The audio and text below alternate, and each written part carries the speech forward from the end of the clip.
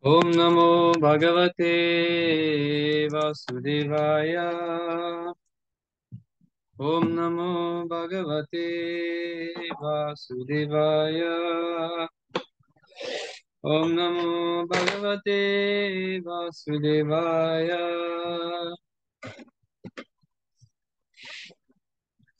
Hare Krishna. Bienvenue à tous. Encore une fois, je vous remercie d'être là à une heure différente encore. 6h30, ça donne bien parce qu'à 7h30, c'est les sessions au temple, les classes de la soirée. Donc, je voulais vous inviter on pourrait se faire un résumé de la semaine dernière. Est-ce que quelqu'un se rappelait de quelque chose? De quoi qu'on a parlé? On a parlé des différents types de relations qui peuvent nous unir au Seigneur. Ouais, c'est intéressant, un sujet intéressant, hein? On avait lu toutes sortes de choses, mais on s'était plus attardé sur ça. On avait parlé de... Oh, pardon. On avait parlé aussi, il y avait une question de Anne Mataji sur les relations neutres. On avait expliqué que donc ces 5 relations-là qui existent, ou les rasas, c'est comme un développement naturel de notre relation avec Krishna. Chaque relation est plus complète ou plus développée que la précédente. Donc la relation nerd, c'est une relation d'appréciation envers le Seigneur, mais qui n'implique pas vraiment de rendre service. Donc voilà. Et on avait lu à propos de la compréhension d'Arjuna de la Bhagavad Gita, et on avait vu que c'est de cette façon qu'on devrait essayer de la comprendre. Hein, essentiellement, c'est le message de toute cette première partie de l'introduction, qu'il n'y a pas besoin d'interpréter la Bhagavad Gita, puisque l'interprétation est déjà à l'intérieur et comment dire, la compréhension juste, elle est déjà énoncée par Arjuna lorsqu'il reconnaît Krishna comme la vérité absolue en personne. Et on avait lu donc Param Brahma Param Dhama. Il a déclaré Krishna comme la personnalité suprême et éternelle, et etc., originelle, etc. Et on avait vu que le Bhagavad Gita, c'était destiné à ceux qui posaient les vraies questions de l'existence et qui avaient une détermination de trouver une solution à tous les problèmes de la vie. Donc, c'est important ce principe de s'enquérir, de chercher des réponses, de poser des questions. N'est-ce pas? On n'avait pas parlé de ça, mais je vais juste résumer qu'est-ce qu'on avait lu avant de se terminer. Sur l'écran, j'ai mis où on était rendu.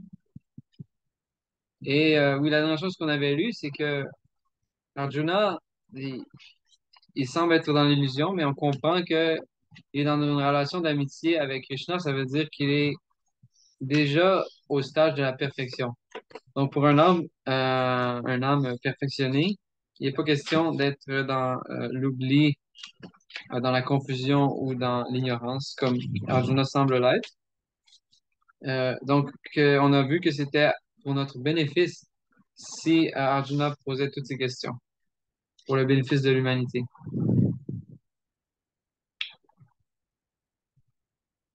Voilà.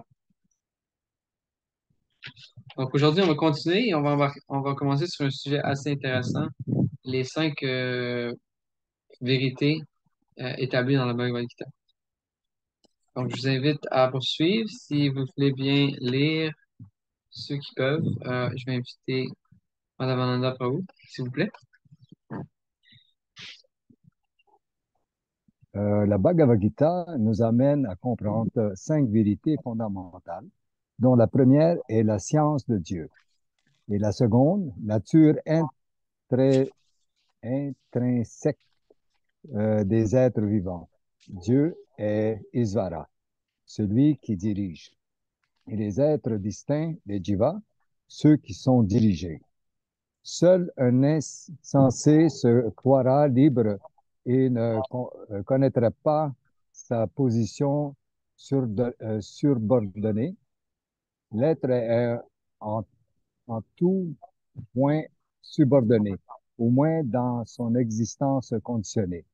Autre Isvara et le Jiva, la Bhagavad Gita nous entretient de la prakriti, la nature matérielle, du temps, la durée totale de l'univers, ou manifestation matérielle, et du karma, l'action,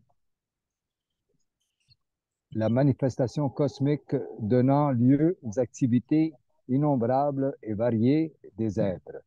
Nous devons donc puiser dans ces écrits la connaissance de Dieu, des êtres et du prakriti, de la manifestation cosmique et de la façon dont elle est régie par le temps et dans ce que quoi consiste l'activité des êtres distincts. Je continue?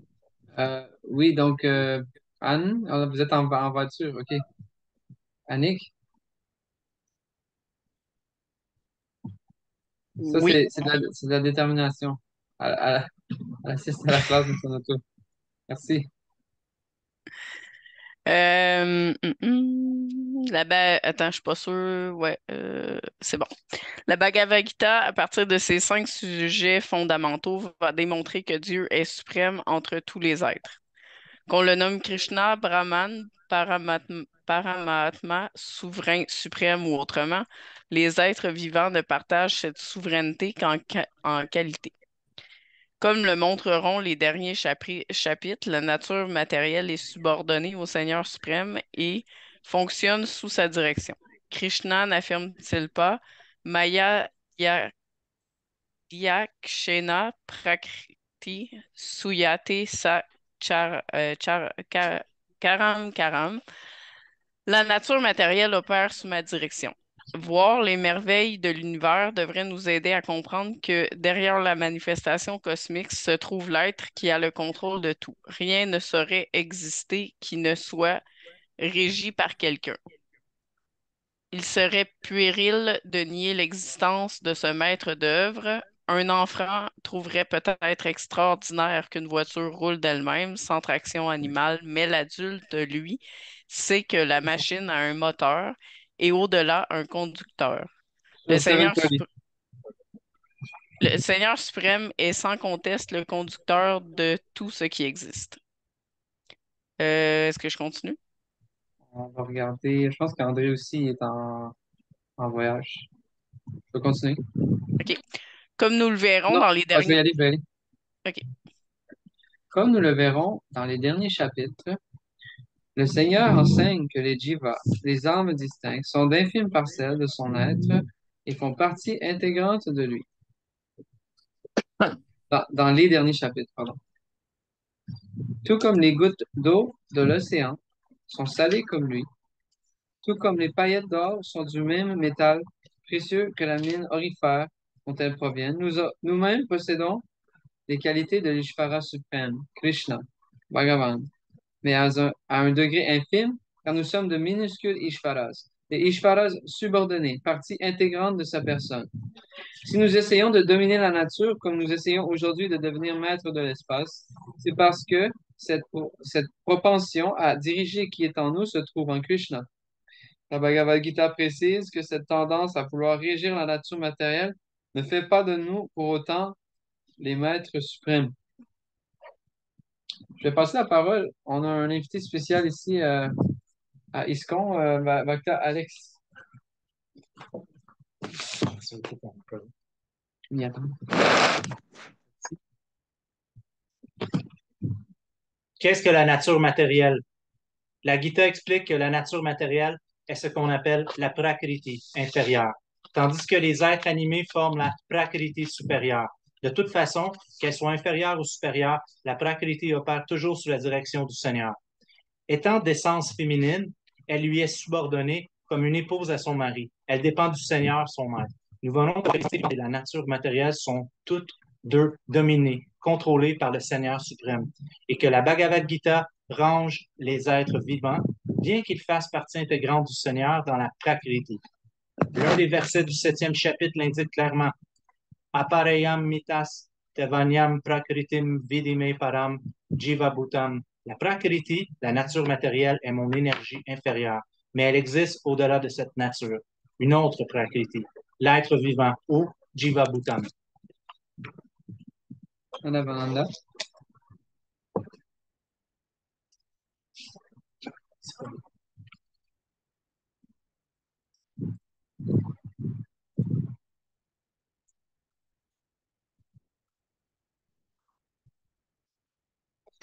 On aura besoin de... Non, on n'entend pas.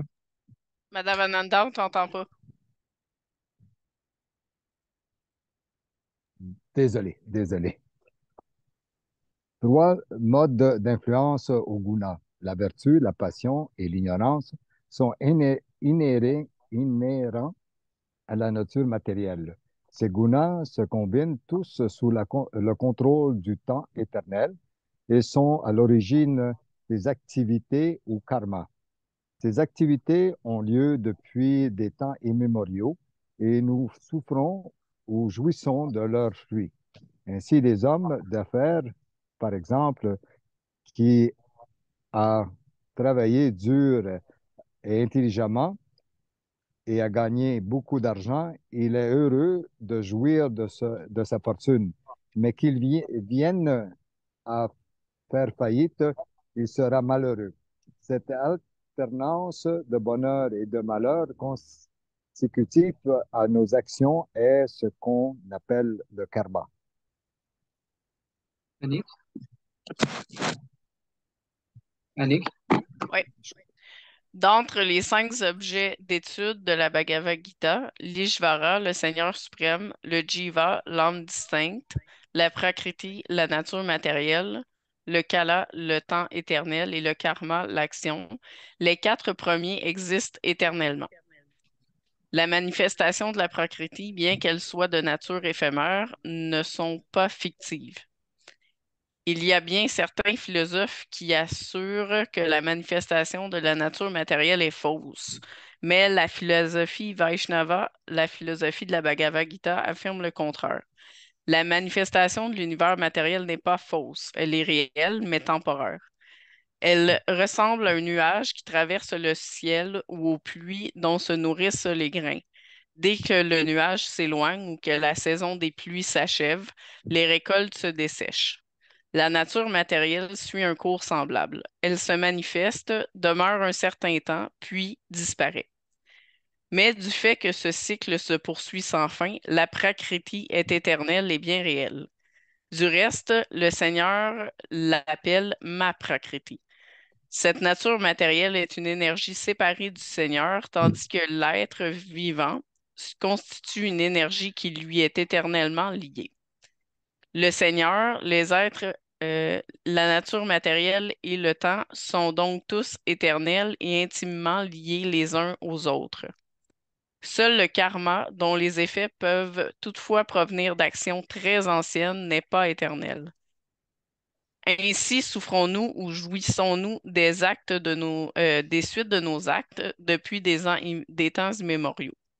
Nous pouvons cependant modifier les effets du karma, mais cette modification dépend du degré de perfection de notre savoir.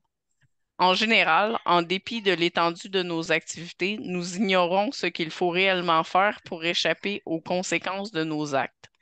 Mais tout cela sera expliqué dans la Bhagavad Gita. J'ai une question. Mhm. Oui. Ici, c'est que je comprends pas, par exemple, cette partie-là.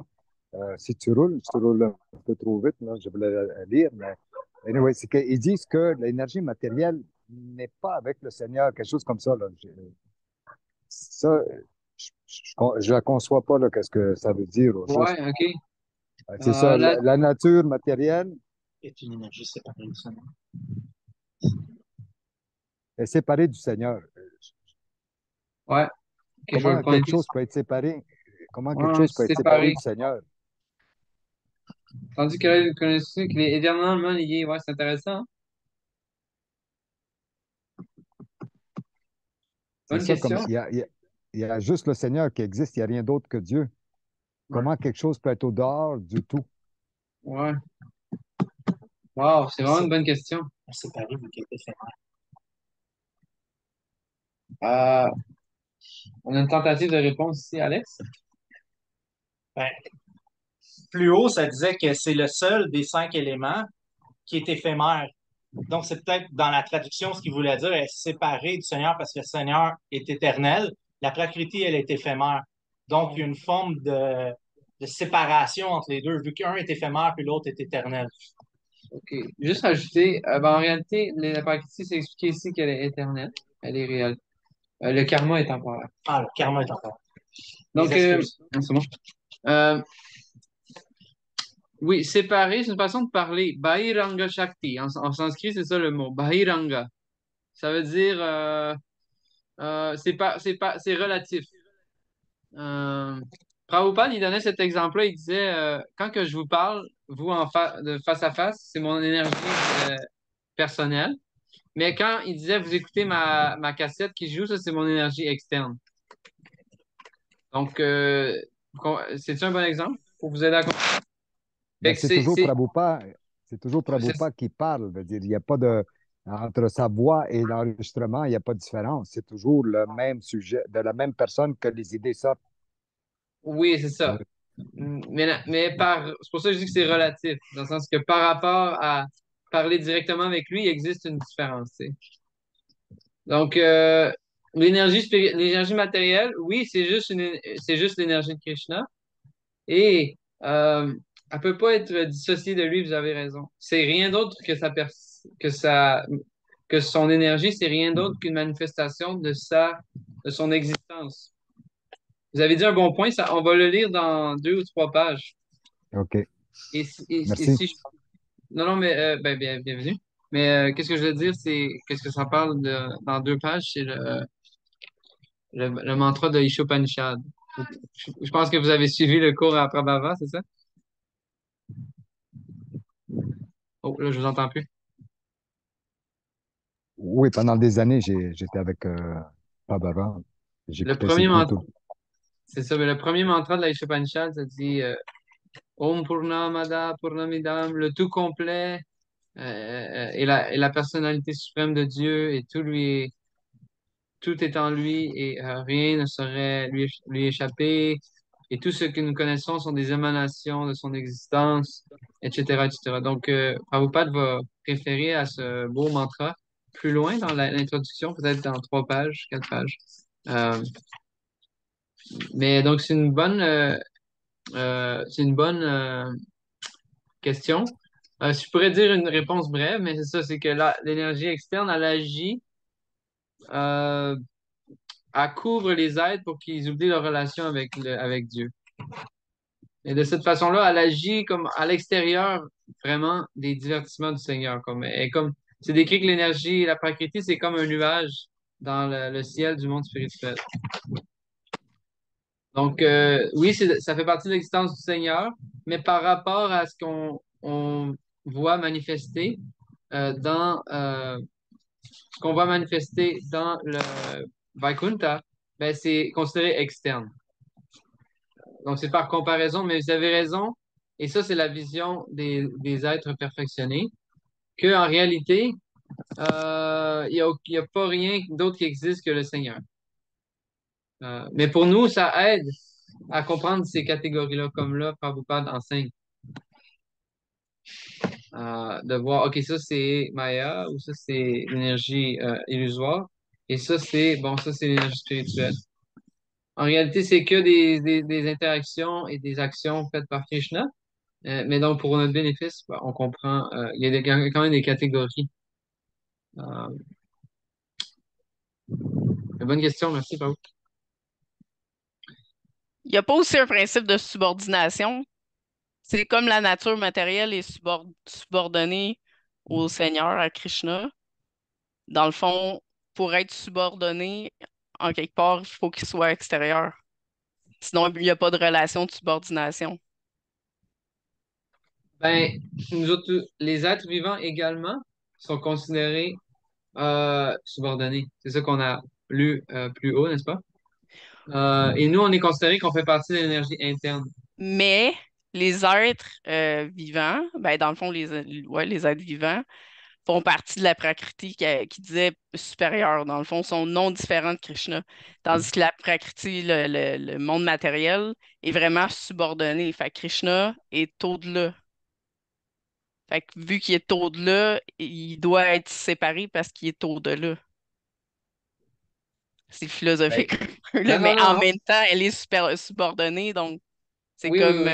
un peu Mais un il y a une... marionnettiste, tu sais. Il ne fait qu'un avec sa marionnette, mais il n'est pas la marionnette. Oui, oui. Ben là, tu fais... Là, tu prends... Vous êtes rendu en avant là, du... Et ouais, dans le chapitre 9 ça parle de ça. Que, en français, je sais pas, là. Que... Attends, mais je veux pas... Cet univers, je le pénètre tout entier de ma forme, dans ma forme non manifestée. Tous les êtres sont en moi, mais je ne suis pas en eux. Ça, c'est le début du 9 chapitre. Donc, Krishna est dans ce monde, mais ça veut pas dire qu'il est personnellement présent. Donc, c'est quelque chose d'un petit peu inconcevable. Euh, mais oui, on peut dire, donc il y a une relation avec cette énergie ici, matérielle, mais c'est une relation avec comme à distance. Pas à distance, mais avec des intermédiaires, tu sais. Si je peux vous donner un portrait, si vous imaginez qu'il y a le Seigneur avec ses compagnes et ses compagnons à Vrindavan, à Goloka, il s'expand d'abord sous la forme de son frère. Son frère aîné, c'est Balaram. Son frère aîné, Balaram, s'expand sous la forme de euh, Sankarshan, Aniruddha, Pradyumna, Vasudev. Ce sont ce qu'on appelle Chaturvyuha. De Sankarshan émane le Seigneur Narayana Vaikuntha. De Narayan émane la seconde expansion de Sankarshan. De Sankarshan émane, on est rendu à la cinquième expansion, le Seigneur Mahavishnu.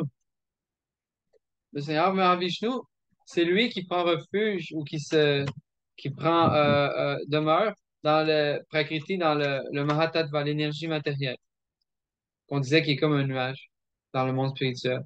Et des pores de son corps transcendantal émanent les univers, n'est-ce pas? Et donc, dans chaque univers de cette énergie, de cette création, Mahavishnu, lui, entre encore une fois et s'expande sous la forme de Garbhodakshayi Vishnu. C'est lui qui gouverne, c'est lui qui vient comme mettre en marche l'univers, si je peux dire. C'est lui qui donne naissance à Brahma, le créateur. Et ensuite, il s'exprime encore une fois sous la forme de Antaryami, ou Kshirdakshai Vishnu, celui qui vit dans le cœur de tous les êtres dans le monde matériel. Donc, c'est pour vous dire, il y a une relation, mais on pourrait dire qu'elle est, donc, encore une fois, de façon relative, on peut dire qu'elle est séparée par rapport au fait que, à Goloka, ou dans son royaume personnel, le Seigneur ne se soucie pas de cette énergie ou des activités, comme on disait, le karma des êtres. Ce qui se déroule dans ce monde, les activités ou les divertissements, si je peux dire, des êtres conditionnés, ça ne le concerne pas directement. Et c'est décrit plus en profondeur dans le Chaitanya Charitamrita, si vous connaissez. Vous connaissez? Annick, vous en avez entendu parler? Mais bon, ça va un peu plus loin dans la philosophie par endroit, et puis ça explique que le Seigneur Krishna n'a pas même une trace de connexion avec Maya. Donc, on se comprend quand il vient dans ce monde, il va manifester sa demeure, Vrindavan, il va manifester ses associés, Yashoda Mayi, son père, Nanda Maharaj, ses compagnes, etc. Donc, c'est ce qui fait que notre philosophie, elle est unique, ou notre philosophie, je veux dire, celle de Chaitanya Mahaprabhu, que, euh, que il y a à la fois cette conception de l'unité de tout ce qui existe, c'est-à-dire que la vérité absolue, c'est le réservoir de toute existence, comme Madhavananda Prabhu il disait, tout est dans Krishna, on peut pas se séparer de Krishna. Mais à la fois, il y a ce qu'on appelle la variété transcendantale. Donc, il y a une variété qui est là en même temps qu'il y a une unité. Et les deux se combinent parfaitement dans la philosophie établie par Chaitanya Mahaprabhu. Donc, c'est pour ça que par comparaison ou relativement, on peut dire que c'est externe ou séparé. Je sais pas si ça fait du sens, Prabhu. Merci. C'était rendu à Annick à la lu, je continue. L'Ishvara, le Seigneur et la conscience suprême. Les jivas, les êtres vivants, parce qu'ils font partie intégrante de la personne suprême, ont également une conscience. Nous avons vu que si l'être vivant et la nature matérielle sont tous deux prakriti, l'énergie du Seigneur, seul le jiva est conscient. Et parce que sa conscience est analogue à celle du Seigneur, le jiva prakriti est considéré comme supérieur. Toutefois, même s'il a atteint un degré de perfection très élevé, jamais l'être vivant ne deviendra suprêmement conscient. Toute théorie soutenant le contraire est mensongère. Le jiva est conscient, mais il ne peut l'être suprêmement. Madame Anna, pour vous? Je trouve ça bizarre, ça.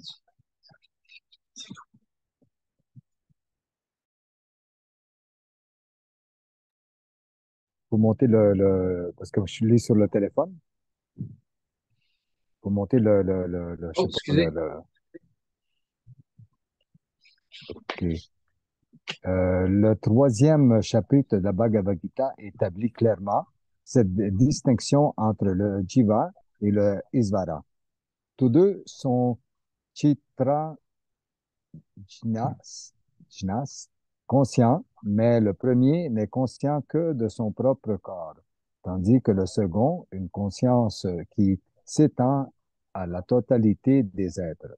Parce qu'il vit dans son cœur sous la forme de Paramatma, Paramatma, Isvara est conscient à chaque instant des conditions physiques du jiva et le guide dans ses moindres désirs. Celui-ci oublie ce qu'il doit faire. Il choisit d'agir de telle ou de telle façon et se retrouve empêtré toujours davantage dans les raies du karma qu'il se crée. Il doit se réincarner, changer de corps vie après vie, comme on met ou on enlève un vêtement, et subir les conséquences de ses actes. Il existe pourtant un moyen d'échapper cela. Il suffit de placer son légite de la vertu et avec un esprit saint, comprendre quelle sorte d'activité adopter. Ainsi, nos actes présents et les effets de nos actes passés seront modifiés. C'est pour cela que le karma n'est pas éternel, alors que Isvara, le Jiva, le Prakriti et le temps le sont. Nick?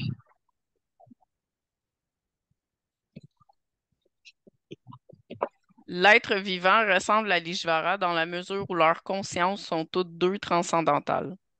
La conscience n'est d'ailleurs pas générée par le contact avec la matière. La Bhagavad Gita refute la théorie selon laquelle la conscience se développerait sous certaines conditions d'agencement de la matière. Tout comme la lumière réfléchie par un verre teinté peut prendre une couleur différente, la conscience de l'être peut être réfléchie de façon pervertie en raison des circonstances matérielles. Ce qui n'est pas du tout le cas de la conscience du Seigneur. Krishna lui-même l'affirme. Maya Dyakshena Prakriti. Même lorsqu'il descend dans l'univers matériel, sa conscience n'en est pas affectée. Si tel était le cas, il serait indigne d'aborder des sujets transcendantaux comme il le fait dans la Bhagavad Gita. Il est impossible de parler du monde spirituel tant que la conscience subit l'influence malsaine de la matière. Le Seigneur n'est donc pas contaminé par elle, alors qu'en ce moment, notre conscience l'est. La Bhagavad Gita nous conseille de purifier cette conscience souillée par la nature matérielle afin de pouvoir agir selon la volonté de l'Ishvara et de connaître le bonheur. Il ne s'agit pas d'arrêter toute action, mais de purifier nos actes qui prennent alors le nom de bhakti. Ces activités dans la bhakti peuvent sembler tout à fait ordinaires, mais elles sont en réalité exemptes de toute contamination. Le profane au maigre savoir ne verra aucune différence entre les actions du dévot du Seigneur et celles de l'homme du commun, mais ce qu'il ignore, c'est qu'il ignore que, comme ceux du Seigneur, les actes du dévot transcendent les trois gunas et ne sont jamais souillés par une conscience impure. Je vais lire la suite. Aussi longtemps que sa conscience est contaminée par la matière, on dit que l'être est conditionné. Euh, il a une conception erronée de son vrai moi et croit être un produit de la nature matérielle. C'est ce qu'on appelle le faux ego. Celui qui s'identifie ainsi au corps ne peut comprendre ce qu'est sa véritable condition. La Bhagavad Gita a donc été énoncée pour nous libérer de cette conception du soi fondée sur le corps. Arjuna y joue le rôle de l'être conditionné afin de recevoir du Seigneur cette connaissance. Je vais lire un dernier paragraphe ou Madame Ananda Prabhu, le dernier.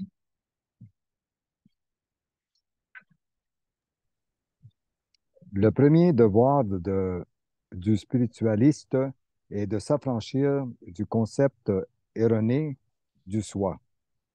Pour atteindre la libération, il faut d'abord comprendre que l'on n'est pas le corps physique. Mukti. La libération signifie être libéré de la conscience matérielle. La Srimad Bhagavatam nous donne cette définition.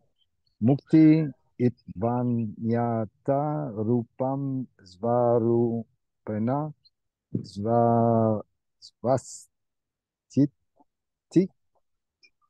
Mukti signifie être libéré de la conscience contaminée par le monde matériel et situé dans le pure conscience.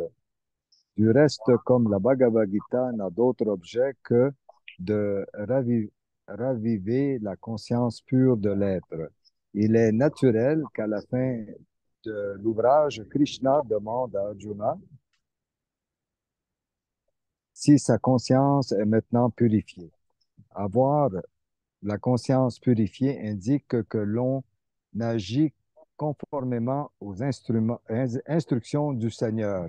Pour résumer, nous dirons que faisant partie intégrale de la personne suprême, nous sommes nous aussi conscients, mais nous courons le risque d'être affectés par les gunas inférieurs quand le Seigneur, inférieur quand le Seigneur, par contre, ne peut l'être en aucune façon. C'est là toute la différence entre Krishna et les infimes âmes distinctes. Ça veut dire que pour moi, ça veut dire que le je, aussitôt que je pense je suis hors du circuit de la conscience divine. Je deviens dans le monde de dualité parce que je me double. Il n'y a pas de je. C'est un peu ça, là, Prabhu, non? Ce qu'on apprend ici, c'est que, attendez, je l'ai lu dans le verset précédent, le paragraphe précédent. Attends un peu, c'est ce qu'on appelle le faux ego. Donc, il a une conception erronée de son vrai moi et croit être un produit de la matière matérielle. Donc, généralement, lorsqu'on dit je, ça dépend de notre degré de réalisation. Mais on doit comprendre qu'en bout de ligne, on n'est pas. Mais Prabhupada, il met beaucoup l'emphase ici, c'est ce qu'on apprend dans cette section, que nous ne sommes pas de un ce corps, OK? Et à la fois aussi, donc c'est ça, on n'est pas évidemment notre identité matérielle. Donc il y a pas de mal à dire je, et tout comme Krishna dit je, tout au long de la Bhagavad Gita, il parle de lui-même. On a réellement un ego, mais toutefois, ben, c'est ça. Donc, quand on a l'impression que c'est cette créature que je vois dans le miroir le matin, euh, et qui est né en telle année, à tel endroit, de telle nationalité. Alors là, on est on est dans la compréhension que notre soi, c'est un produit de la nature matérielle. C'est un peu le faux ego. Mais lorsqu'on dit je et qu'on comprend ici, bon, le sujet qui est élaboré dans la section qu'on a lue, que je, c'est une parcelle infime de l'esprit absolu. OK? Ishvara. La nature, et ce que vous parliez tantôt, tout ce qu'on connaît, ça a émané de la vérité absolue. Et cette vérité absolue, c'est pas inerte comme un caillou, mais c'est Ishvara. C'est une entité consciente. On le voyait plus haut. Ishvara, la conscience. L'Ishvara, le Seigneur est la conscience suprême. Donc, on comprend que tout émane de lui et donc il est vivant et il est personnel, c'est-à-dire qu'il est une conscience.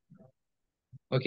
Mais donc, nous, on peut comprendre en observant dans ce monde qu'on est conscient et que on est entouré d'objets qui semblent pas posséder de conscience ou qui sont pas conscients. Donc, quand je dis je dois comprendre que je parle de quelque chose que je peux pas expérimenter avec mes sens. Je parle de mon être ou je parle de mon âme, n'est-ce pas? Donc, quand la personne parle comme ça, il se considère en relation avec le suprême, dans une relation de une partie infime de la conscience suprême, et que je dis je, alors là, on est correct. Ça fait du sens pour vous. Juste un autre affaire. Là, je vais commencer d'un autre angle. Euh, il faut s'abandonner à la volonté divine. De la façon, je veux dire, c'est que si je fais la volonté de Dieu, le je ne rentre pas dans le je matériel, le je, Hmm. le corps, le physique. Ouais, Alors, dans le fond, si on voit que tout, qu'est-ce qui est autour de nous, mais vraiment tout, le son, les affaires, tout est la volonté de Dieu. Alors, on est dans Dieu tout le temps. On est ouais, dans le Seigneur constamment quand on en prend conscience. Ça veut dire que le jeu matériel, il ne faut pas qu'il fait partie, il ne faut pas qu'il nous prend, il faut pas qu'il nous fasse de la brume dans nos lunettes, là, genre. ouais, Tu ouais, ouais. sais. Bon point. Ouais, quand on agit dans le concept matériel de la vie, qu'est-ce qu'on fait? On fait qu'est-ce que 99,9% des gens font dans l'univers matériel. On s'évertue à travailler dur pour obtenir des facilities. J'ai jamais trouvé de traduction pour ça, facilities. On cherche à travailler dur pour, je pense que Alex va checker ça. Chercher, trouver Bénéfice? des bénéfices. Ouais, mais pour trouver, ça dit pas. Ok, ok, d'accord. C'est bon. Pour trouver avoir des ressources pour jouir des sens. OK? N'est-ce pas? Donc, ça c'est le symptôme qu'on est dans le faux ego.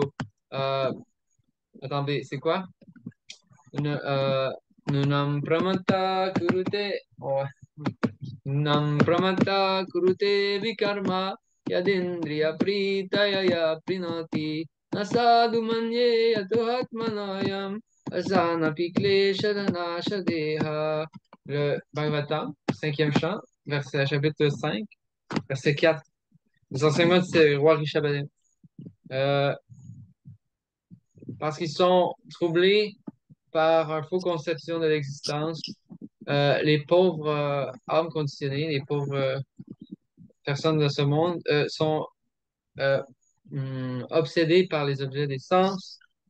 Et dans cette conception de la vie, ils travaillent très dur et font toutes sortes de vicarements, toutes sortes d'actions indésirables. Euh, toutes sortes d'actions indésirables. Et ne sachant pas qu'en faisant ça, ils vont générer un autre corps dans le futur et continuer de souffrir. Donc, oui, notre faux ego se manifeste dans les activités matérielles. Et le vrai ego, c'est simple. Dans Bahu Sakas, dans le monde matériel, on fait toutes sortes d'efforts, tellement de projets, puis de différentes. On cherche différentes façons de jouir et on travaille dur pour ça. Et on doit être très créatif pour trouver des avenues pour jouer. Mais dans la vie de l'âme, si je peux dire, il y a une seule activité. Et Le service. voilà. Réaliser le désir du Seigneur. C'est simple. Et, et, et ça devient facile lorsqu'on trouve le refuge d'un maître spirituel authentique qui va nous enseigner comment qu'on plaît à Krishna en ce monde. Et son désir à Krishna, c'est que les êtres qui l'ont oublié vont se rappeler de lui et vont revenir à lui le plus tôt possible. Et Krishna met tout en place pour que ça arrive.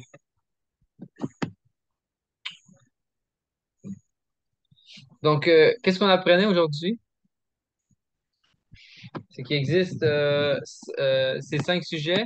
Et Srila Prabhupada, il enseignait aujourd'hui et vous allez le voir au courant des prochaines sessions que il va beaucoup mettre l'emphase sur ce point qu'on appelle Jiva Tattva. Il va mettre beaucoup d'emphase sur le fait que nous ne sommes pas l'égal du Seigneur ou de la vérité absolue, mais nous sommes ces parties séparées. Ben, on avait dit on n'est pas séparés, mais c'est Mm. parties distinctes. Et pourquoi? Donc, le premier point qu'il a fait dans les dernières semaines qu'on lisait, c'est que la Bhagavad Gita, elle n'a pas besoin d'être interprétée.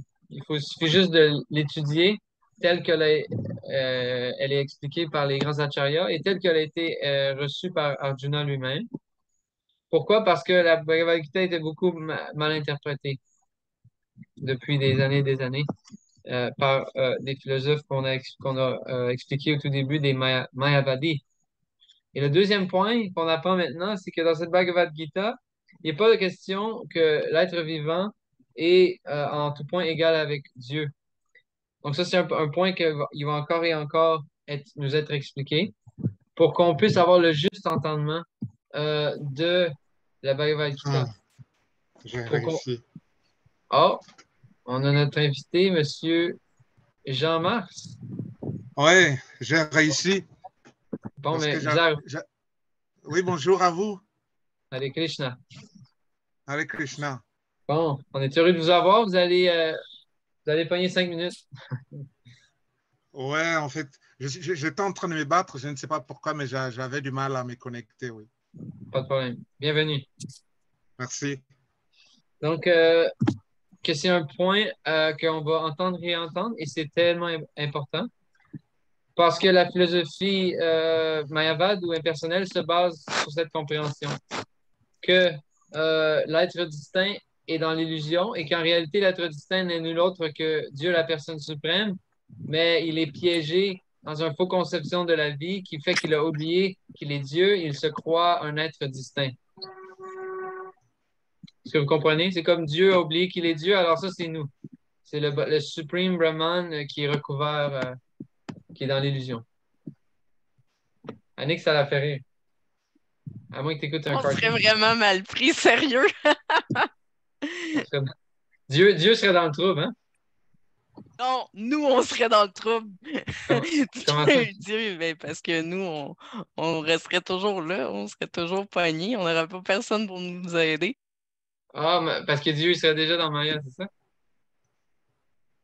Parce que c'est ridicule, Dieu, il est au-delà, sauf que si on croit vraiment à ça, on est mal foutu. Bon, mais au moins, Annick, elle a ça dans le sang, c'est grand. Ça lui fait pas peur, la philosophie Mayavade. Mais n'empêche que c'est ça c'est la philosophie qui prédomine dans les cercles spirituels. Plus ou moins consciemment. Parfois, il y a différents degrés d'impersonnalisme. Et parfois, il va pouvoir avoir un concept qui, plus que l'entité ultime, elle est impersonnelle. Donc, ça veut dire que je suis partie de cette entité. Mais comme tu dis, le Brahman ne peut jamais être couvert par Maya. Donc ça, c'est un point vraiment important qui nous aide à comprendre que il n'y a aucune possibilité qu'on puisse être le Brahman suprême, bien qu'on soit Brahman. Imaginez, l'exemple qu'on donne, c'est le soleil. Le soleil, c'est la source des nuages, n'est-ce pas? C'est à cause du soleil que les nuages apparaissent. Donc, de la même façon, à cause de la vérité absolue, il y a Maya qui apparaît. Vous comprenez? Mais jamais le soleil devient couvert par Maya. Seulement ceux qui sont infimes, qui sont sur la terre, ils peuvent devenir couverts par les nuages. Et le soleil peut leur être couvert. Donc, de cette façon, lorsqu'on oublie notre relation avec l'absolu, on devient couvert par, comme on disait plutôt, les trois gunas, les trois modes d'influence de la nature. Je me souviens plus c'était où, mais on avait lu ça. Donc, donc oui, mais c'est un point que peut-être pour certaines personnes fortunées, c'est évident. Mais donc, Prabhupada met beaucoup l'emphase pour notre bénéfice ultime sur ce point-là. Donc, c'est de ça qu'on va parler encore la semaine qui suit et certainement dans les autres semaines parce que c'est un point crucial.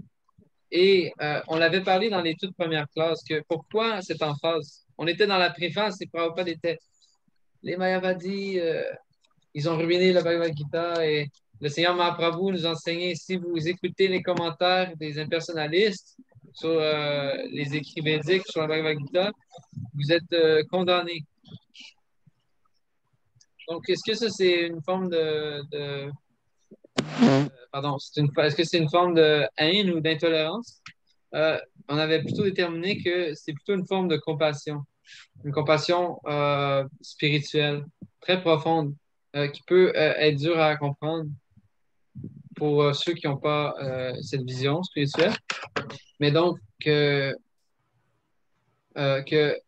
pour l'âme de se fondre dans l'absolu ou de perdre son identité, c'est la plus grande des pertes ou c'est la plus grande des, euh, des désastres.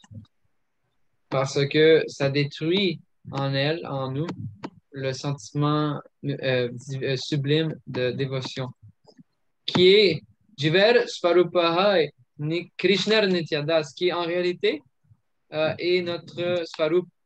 Prabhupada le dit dans le dernier Mukti. Itvanyata Rupam Swarupyena Vyavastiti, la vraie position de libération, le Bhagavatam nous l'enseigne, c'est d'être situé dans notre Swarup, c'est d'être situé dans notre relation constitutionnelle, personnelle avec l'absolu. Et ça, c'est la plateforme de bonheur illimité.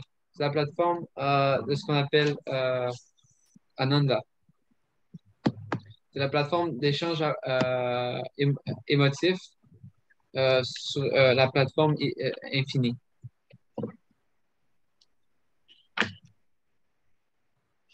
Ça fait-tu du sens?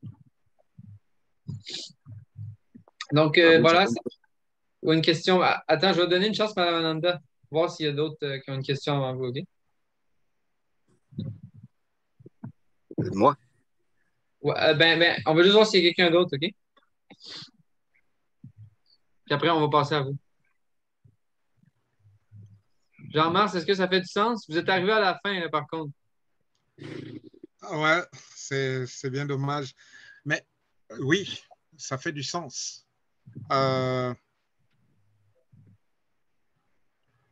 Ça fait du sens. Pourquoi? Parce que, bon, je vais faire simple. Donnez-nous un résumé, là.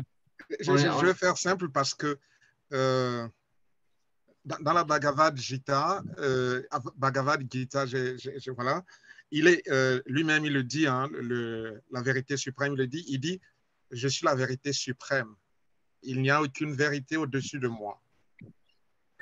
Donc, toute vérité se repose sur moi. Et il prend l'exemple que c'est comme des perles qui s'enfilent sur un fil. Voilà. Donc, quand j'ai lu ça, j'ai vite compris que toute chose repose sur lui. Que l'on doute ou que l'on accepte, que l'on ignore ou que l'on refuse, on va toujours arriver à un point où on va se résoudre que c'est vraiment lui la vérité suprême. Donc, je suis d'accord avec toi. Merci, Jean-Mars. Jean-Mars, c'est un Bhakta, mais il ne sait pas encore, non. Non, mais Jean-Mars, ça fait 2 semaines qu'il vient visiter Krishna au temple. Puis, il y a beaucoup de réalisations spirituelles. Il vient du Gabon, n'est-ce pas? Oui, effectivement, oui. Wow. On est heureux que vous ayez joint, merci. Mais ouais, j'allais dire, là, en parlant de la classe, c'est enregistré, la classe, donc je pourrais vous faire parvenir. Mais il faut juste que vous créez un compte Facebook. Mais c'est diffusé, là. D'accord. OK, Malavananda, Prabhu, vous aviez quelque chose? On va finir Ouais, avec ça c'est parce juste, que tout le monde va être en retard. Mais oui, Prabhu, allez-y. je pose mes affaires. Je le Allez-y, dis. ouais. Je dis on va finir avec ça. C'est juste savoir si ça serait Mayavadi, cette forme de pensée que si on veut comprendre le Seigneur Tout-Puissant, c'est comme si on veut prendre un poste de radio 92.5, on se met sur la fréquence 92.5, on attend superment bien tout ce qui se passe. Si on est un peu en avant ou en arrière, il y a des parasites, on n'attend pas bien. Alors, pour comprendre Dieu, dans l'idée, tu sais, je veux voir si c'est Mayavadi, il faut se mettre sur la même fréquence divine, qui est l'amour, puis tout les qualités divines, il faut les être pour le comprendre.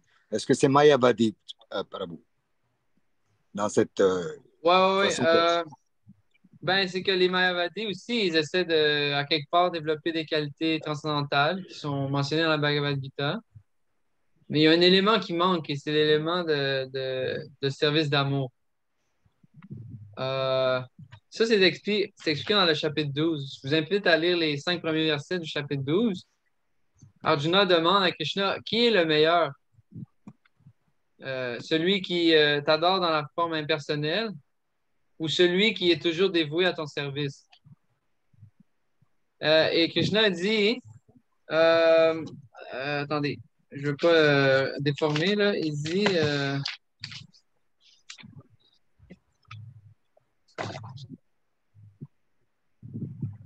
ah oui, celui qui fixe, ok, ben, en d'autres termes, celui qui m'adore toujours et fixe sur moi sa conscience, sur ma forme personnelle et me sert avec dévotion, c'est le meilleur de tous. Ceux qui suivent la voie impersonnelle, ils peuvent m'atteindre, mais c'est très dur. En d'autres termes, c'est presque impossible. C'est ce que Krishna dit, c'est pas très naturel pour nous. Donc, pour vous dire, donc, ben c'est ça. Donc, vous disiez développer les qualités divines et se mettre sur la même fréquence que le Seigneur. Il y en a qui essaient de faire ça, ce qu'on appelle le processus du yoga, mais sans référence au Bhakti Yoga. Sans référence à un sentiment de subordination et de service d'amour et de se dévouer, de se sacrifier pour le plaisir d'un autre qui est Dieu la personne suprême. Et si C'est on de fait faire tout avec amour, Prabhu. C'est ça le but du point principal dans tout ça. Là. C'est de faire avec amour, pas pour avoir des attentes de quelque chose pour le moi temporaire. Là. L'amour, tu le fais parce que tu as de l'amour, tu veux connaître Dieu par amour. Et tu veux le servir avec amour. L'amour, ça vient éventuellement. C'est bon de penser ça. Mais même initialement, on accepte notre position de serviteur. Ça ne demande pas qu'on ait de l'amour divin tellement, mais qu'on comprend par la philosophie au moins que c'est notre position, que nous, on est un être distinct et on observe qu'on est fait pour servir. Mais et on désire servir les gens qui nous entourent. Mais ces services-là sont temporaires et ils ne nous apportent pas de réalisation spirituelle. Au contraire, ils nous apportent de l'attachement à des choses qui nous quittent, qui seront plus là bientôt. Donc, je ne sais pas si c'est clair, mais ce que j'essaie de dire, c'est que oui, faire avec amour, ça vient, mais juste de faire dans un esprit de service, en sachant que c'est notre réelle position. C'est ce qu'on appelle Bhakti Yoga. Et c'est ce que Krishna élabore donc, au début de du chapitre 12. Pour celui qui m'adore toujours dans un esprit de service, encore une fois, je le cueille. Je le cueille dans l'océan du samsara de la souffrance matérielle. Il dit rapidement, je deviens son sauveur.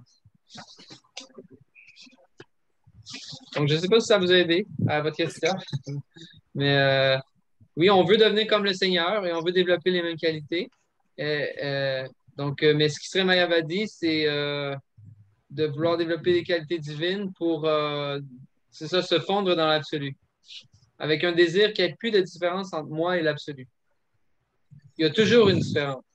S'il n'y a pas de différence, il ne peut pas avoir d'échange, il ne peut pas avoir de relation.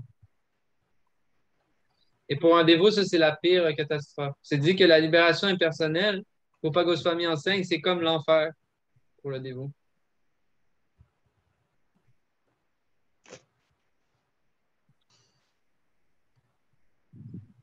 C'est-tu correct? Merci, bravo, d'être toujours aussi alerte et aiguisé dans votre réflexion. C'est-tu correct? 6h36, d'autres questions? Alex? Des commentaires? Je vous remercie d'être aussi assidu puis de me donner votre temps. Donc, voilà, on se remet un rendez-vous. Moi, j'avais suggéré dans le groupe que 6h30, ça donne un petit peu mieux pour nous. J'espère que ça convient à tout le monde, que vous avez déjà fini de souper. Et puis, c'est ça. Ah, je comprends, mais j'avais dit donner rendez-vous à 7h à Jean-Marc. C'est pour ça qu'il est arrivé tard aussi. Ouais. OK. Mais en tout cas, je vous donnerai les détails plus la prochaine fois. Ouais, c'est un peu énervant parce que je sens que j'ai raté beaucoup de choses. Hein. Non, mais je vais vous le donner. Faites-vous un beau compte Facebook, là. Je vais pouvoir vous brancher ça, les classes. Ouais, mais je pense que je vais en créer un personnel, moi, pour ça, pour ne pas C'est bon. mélanger avec l'autre. Ouais. Je vous donne la bénédiction que vous n'allez pas être affecté par Maya. Non. J'ai pas la puissance pour faire ça. Mais vous allez être correct. OK, c'est super. C'est bon? Ouais, Merci c'est beaucoup, bon. Prabhu. Merci beaucoup à tous. Prenez soin de Krishna tout le monde. vous. Chantez Hare Krishna le plus possible. 16 rounds is recommended. Comme vous voulez. Essayez le plus que vous pouvez. Krishna, il va réciproquer avec vous. C'est bon? Alex? Bon. Hare Allez, Krishna. Hare Krishna. Hare Allez, Krishna.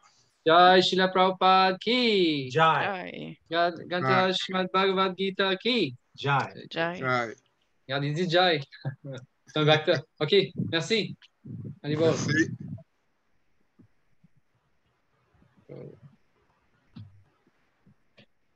C'est jamais venu dans cette